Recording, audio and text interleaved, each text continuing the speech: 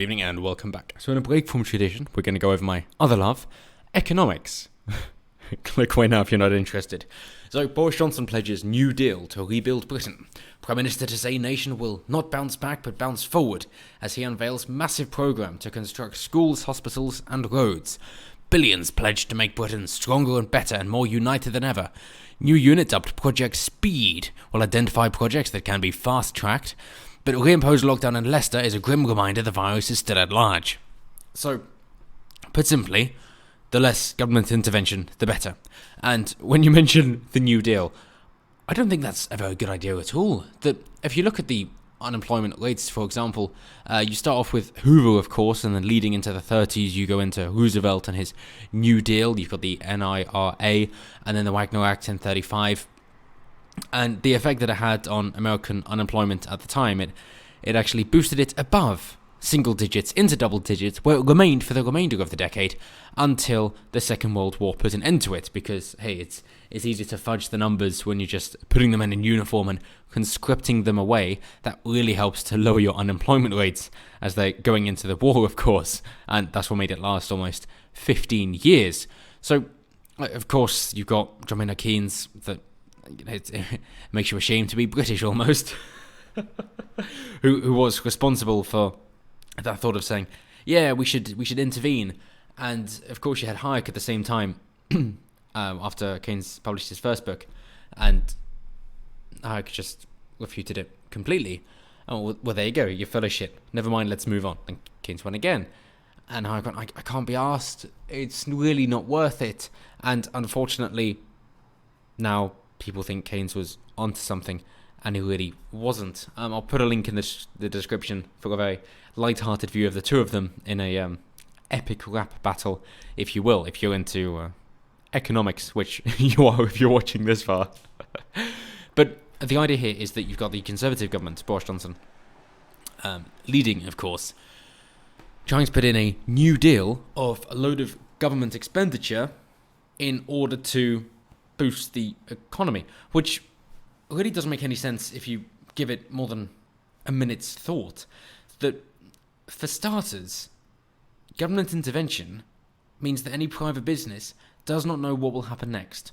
The only time you can invest and plan for the future is if you know what the rules are going to be.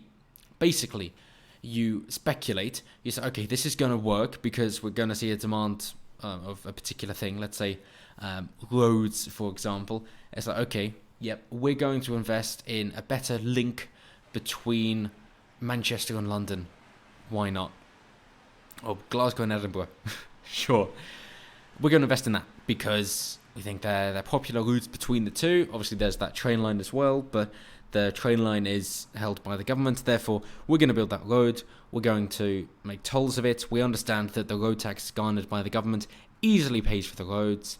Therefore, that toll will be easy for people. It'll save them time and money because of the diversions. We'll keep it very quick running, in which case they'll save time, which is money, but also money in terms of fuel and wear and tear of the stopping, starting, and that annoyance. And people will be happy to pay the £5, let's say, in order to travel on the road between Manchester and London, like the M6 toll tries to do. But okay, cool. Fair enough. That's fantastic. So let's say this is going to take 3 years to complete because, the private guys really want to return on their investment as soon as possible. And you're 2 years into it, really good. Then the government goes, we're going to do the same thing, and there's no toll. So, well, that's a bit shit, isn't it? Now, we've been undercut and we don't know where we stand, so it isn't worth doing. And that's the same with the roads at the moment, that there isn't going to be a private enterprise going to go, yeah, we're going to make this road link because we think it's going to be very profitable, because then there'll be uproar and the government will intervene, and therefore you can't improve on the roads because you don't know where you stand. The same thing with rails. If you're like, okay, cool, we think Boris, not Bogle, the suspension bridge, we think that the wide gauge rail track is a much better idea because you can have double-decker trains running, and although that should have been done about 100 years ago, we're going to do it now. We're going to connect, let's pick some different places then, Birmingham and Leeds we're going to connect them, we're going to build our own track, and it's going to be very fantastic because we're going to be able to do a higher speed with a greater capacity. Fantastic. And then the government goes, well, actually, we own the rails of the track between them, and we're just going to say you've got a cheaper rate between the two of them, or we're going to build our existing rail, but of course we're going to plough money in so that the fares are cheaper, so it's not turning a profit, but that's what the people want, and therefore that's what we'll give to them. Well, shit, now it doesn't make sense, because instead of just having the people using the service pay for it, you've got everybody in the nation paying for it. So, okay, never mind, let's not do that. Same with sewage. You go, it seems to be a bit of a backlog here. We're going to make our own pipes, and we're going to make sure that people don't have the smell of waste building up in a septic tank or the runoff from a storm. We're going to make sure it's very well done, and everybody's happy because we've got enough infrastructure in place to get rid of the sewage. That's great until, again, the government intervenes. It could be with anything financial to say, yeah, except now if you're earning above that much, you're going to get greater tax. Whatever it might be, the government is going to intervene. They're going to change the rules because it suits them for getting more power. And therefore, any individual, private enterprise trying to do anything, they're not going to bother, because the New Deal, of course, set the precedent, even though being unconstitutional at the time. And, America is the country most for the individual. Even though being unconstitutional, he just ploughed ahead anyway, with a Wagner Act coming in afterwards, of course. So there's that really sent ripples around the world going, yeah, we probably shouldn't bother. And that's continued to this day, going, well, you've really got to be careful, because government at any time can come in and say, nah, we're going to do that now. And you've then gone bust, and it wasn't a worthy investment. So you've got to pick something that the government isn't involved in, and hopefully never will be. Of course, Branson took a risk in that regard in terms of Virgin Rail for getting the trains. Obviously, he couldn't have the tracks, but getting the trains running. But in the end, of course, now it's Avanti West Coast. So whenever you're going against the government, you will most likely lose, and that's why private enterprise doesn't like doing it. So until the government can actually say, we're going to step away, it's not going to happen. Is it really ever going to be the case that the government is going to step away and things are going to happen? No, of course not, because they want power. And if they're saying to people, yeah, we're going to let you do your own thing, it's very difficult to make that an empowering message when your opponent is saying, they're trying to leave you alone. We want to do stuff for you, and we know what's right, and we're going to help you, and we're going to use collective bargaining in order to drive down costs for you and make it better for you.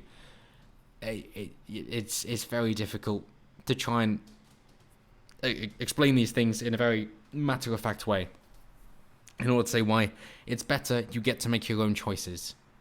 That's basically it. And if people don't value liberty, then of course you've got to explain the consequences of it, and you've kind of got to instill that more in education. But if you can do it in sound bites, then I think you've got a chance. Bear in mind, these will still take a few years to take effect, but if you've got 5 years, I think you can actually see an uptick, kind of like Donald Trump has already, in the limited positives that he's done in America, that you can actually get that uptick to start, and hopefully then you can kind of prove the economic theories which have been proved many times before, but been discounted by the people who want power, because the people working behind closed doors are not going to like you if you say that they're not needed. So that's the first thing, of course. The second thing is, anytime you go towards government and say, we need funding for this, they're going to go, but do you really? It's for the good of the people, and we've got signatures, and well, it's democracy, so we've got to go with it. And then you come back and go, we actually need a bit more money. We need double what we originally asked for. And I go, well, the people want it, so we got to go for it. And then again, we need double of what we previously asked for, so now it's quadruple. So, well, we got to go for it, and so on. And it ends up being far more expensive because, hey, they can. And then, of course, when you bring in, if you bring in New Deal ideas to say, well, we should be giving these people a good wage and raising the wage. So, yeah, except then the standards doesn't quite work, and then you're not factoring in the labour costs, because by paying them more, then it costs you a lot more as well. If you go with people that specialise, then it can be done a lot quicker, and it would end up being done a lot cheaper. And it's a running joke in the UK of the amount of roadworks that are always being done, but you never see anybody working on them. I mean, if you want to play into the hearts and minds and boost the morale, then at least get something done so you've got round-the-clock work on these areas. Because if you're shutting off lanes, you're limiting speeds, and it's not protecting anyone because you're not seeing anyone working. The idea is, narrow lanes, it's a higher risk of accident, that's why I got to drive slow. It's like, well, okay, maybe we'll admit we can forgo this for a few months, but we want to see progress. When all you see is cones and steel barriers and nobody ever bloody working, maybe the odd hut, then it's pretty demoralising. And understanding that you have to pay for it, otherwise you'll be taken away at gunpoint, then yeah, it's really not something that's going to boost morale. But the very disheartening thing is that Boris Johnson is saying that, if it sounds like the New Deal, as you say, he will say today, it sounds positively Rooseveltian. It sounds like a New Deal. All I can say is that if so, then that is how it is meant to sound and to be, because that is what the times demand. It's like, no, surely, how did you not bloody realise? You had a recession in 1929, in the autumn of it, following the Wall Street crash, which was then prolonged by at least 10 years because of government intervention, because of the New Deal, and that's what you're implementing. It definitely does not bloody require that. How about you, GTFO? You just leave. Because then the people who are responsible for plunging into recession or depression would have to leave because they would not be very popular at all, and you can get some new blood in with some new ideas because you would not want to replace somebody who's put you in that mess with somebody else who thinks that ideas that would put them in that mess is a good idea. It's very straightforward. It's very, very simple. And this is a very simple idea for very successful businesses and enterprises. It isn't a difficult concept to understand. But instead, basically, government knows best. Let's plow in money because we have an unlimited resource, because we can print it whenever we want, because we are the bank. And also, we can decide how much money to take from people, because if they resist, then we'll arrest them. Until, of course, you get capital flight and the brain drain, because people leave because they really don't want to be paying that much, as we saw in the 70s in the UK. It's bloody ridiculous. I mean, John Lennon is a fine bloody example of that, for Christ's sake. You advocate for something and then you fuck off when it affects you. Yeah, good job, John. Good job. So, in this project, it includes an extra £1.5 billion for hospital maintenance this year, enabling the scrapping of mental health dormitories, improving accident and emergency capacity, enhancing infection control, a hot button issue, and laying the groundwork for a wave of hospital building. And why would that be? Would it be because we're having more people in the country than we would expect from population rates, and people who aren't paying taxes? What a surprise. It tends to be young people are healthier than older people, almost as if your body shuts down when you get older. As is to be expected. And therefore, if you're young and you've just been born, chances are you're being taken care of by your parents. And you're going to be in the bottom 20% of income earners. Hardly a surprise. As you get older, you're more likely to get in the top 20% of income earners than remain in the bottom 20% of income earners, and you're paying that back, essentially. But if you've got a load of immigration that are staying in that bottom 20%, then that isn't the case, and now you need to build a whole load of new infrastructure, and you can't build it fast enough because of the rate of population growth. And I understand the idea of getting in cheap labour was Tony Blair's strategy, but I think we've seen the effects of that, and it's about time we called an end to that. Not least from an economic perspective, but also if the idea was unity, then from a cohesive standpoint. You could go to various areas of London or Birmingham or even Manchester, with Cheetham Hill being called the most diverse street in the UK from the Daily Mail in 2012, I believe. And the crime correlates very well. And if you go to these places, you'll also understand, I hear sirens, why are all these shutters going down? This is a very dirty street. Why aren't there police here normally? Yeah, and then of course that crime breeds poverty, which breeds hospital admissions, which then everybody else is paying for. But next, a £1 billion down payment on a 10-year strategy to fix Britain's crumbling schools, which will pay for 50 school rebuilds from £1 billion, and an extra £760 million, will be released for school and college maintenance this year. Because of the tuition fee ceiling for universities, they're charging more than they should for some courses, as is pretty understandable. If you go into the private market instead, then you could put a number on this that people think is worthwhile because they'll actually get a return on their investment instead of a government loan. And not least then, if you decide to sponsor, so the university doesn't take that bank offer essentially, or the banks don't make an offer of a loan, and you go through private investors, then they'll decide what they think is worthwhile. And as we've seen in some instances in America, they said, yes, we will pay your tuition loan, but we want 3, 5, 7, 9% of your earnings over the next 10, 20, 30 years, whatever it might be. And they decide. They go, yeah, sounds good. I get to go to university, and I pay less than 10% of my earnings to you for the next 20 years. Sign me up. Because if I don't make it, it doesn't matter. And if I make it big, it's thanks to you. So, I'm happy with that. And that works well, and it's kind of a flat tax. Funny how that works. Flat tax being successful. And some £900 million for shovel-ready local growth projects, including investments in town centres, which is really a dead end, seeing how online shopping is going. If we liked high streets, we would use high streets. If we don't like them, then they're really a waste. And sure, there can be a movement to say, oh, we should really go for the local people in the high streets. It's like, sure, yeah. I mean, the local people could still use the internet. We're not stopping them. That's how Amazon started, of course, being a small business that used the internet, selling books out of a garage. Other people can do that too. But yeah, okay, fine, high street shops. Well, if you're on that movement, I'm not stopping you. Go for it.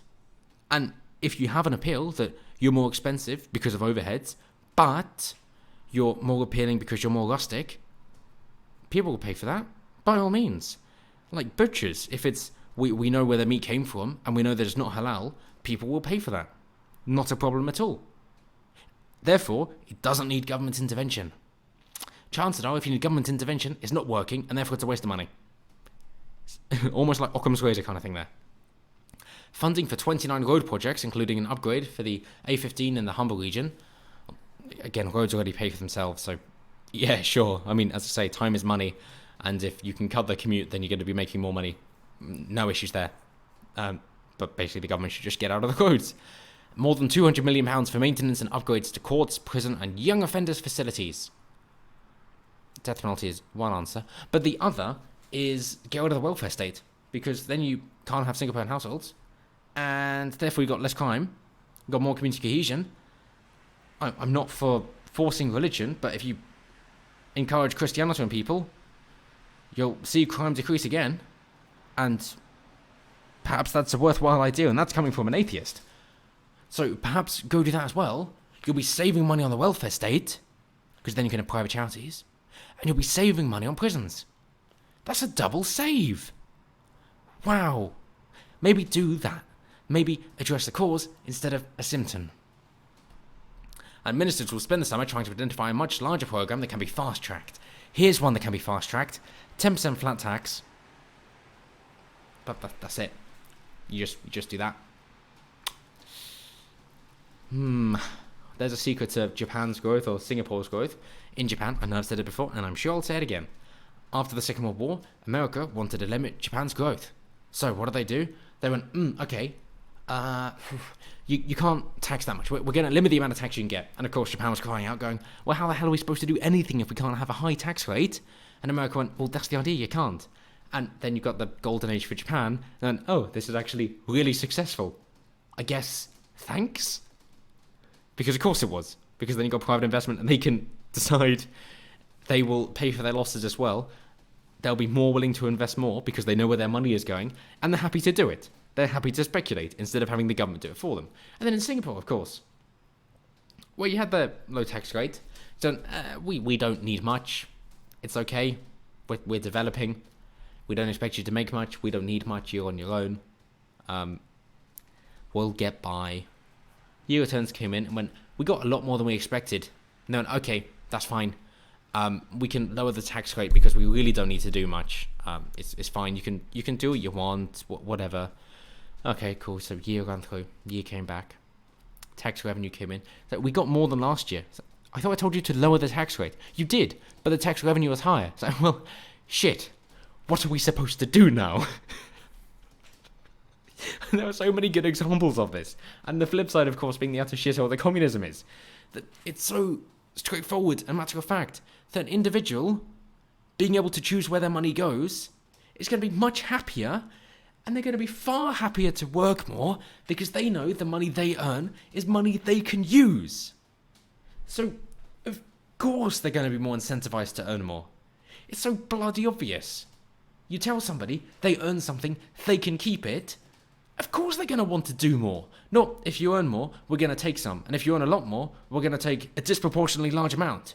Then how the hell are they going to bloody feel? In the UK, for 20 to 40% tax difference, it's 50 grand a year. 50 grand a year is nice. You're not super rich at 50 grand a year. Not at all. But that difference in tax, for anybody who's on the cusp, and going, well, I'm at 49 grand, maybe just on the cusp of 50 then, because it's 50 grand and a pound, to go, well, I mean, I could work 10% harder. Let's say I get 10% pay increase. So now I'm earning 55,000, but that 5,000 is taxed at 40%, and therefore I'm only getting 3,000.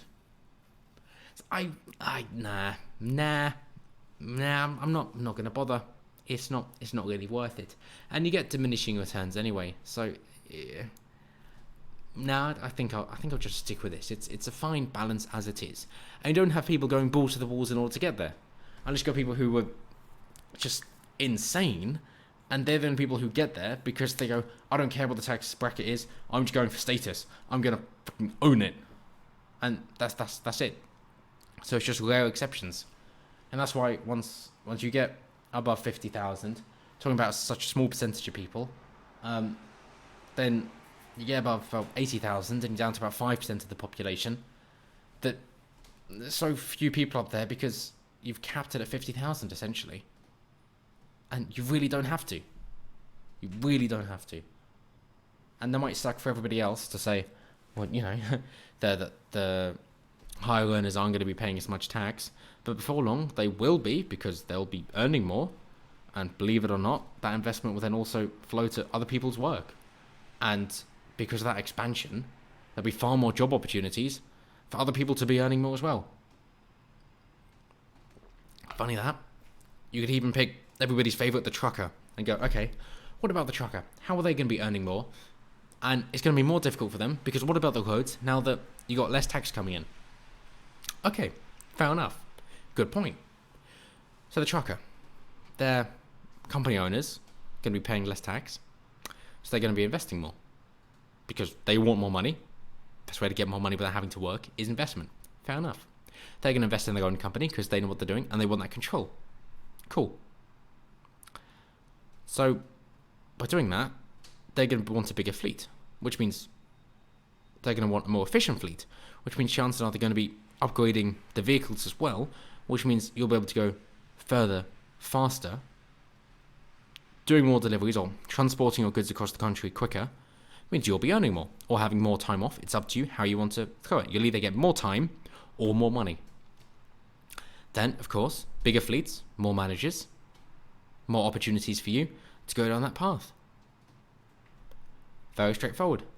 Let's say your company is one that doesn't quite work out, and therefore the company goes bankrupt. Sucks for the guy who owns the company. For you, get your severance pay, you know it's ending, your skills are useful, transition to another company, and you'll be more than welcome on board. So it's most difficult for the guy who owned the company, because it's fine for you. And bear in mind, that guy was apparently paying less tax and now he's just gone bankrupt. So it's fine for you, pretty shit for him. So yeah, it works. And we've seen a plethora of examples of this. But anyway, I'll leave that more fun, light-hearted video, the epic rap battle, down in the description. There are 2 parts as well. So you can go enjoy that. But I hope this helped to shine a light on the idea of the New Deal and how government intervention is always a problem. And it really doesn't help. I understand the idea of collective bargaining, even in the NHS. But if you look at where most of the medical advancements come out of, being the United States, then I think you understand the importance of investment and the importance of government leaving it the fuck alone. So until next time, enjoy the videos down below. And as always, have a great one.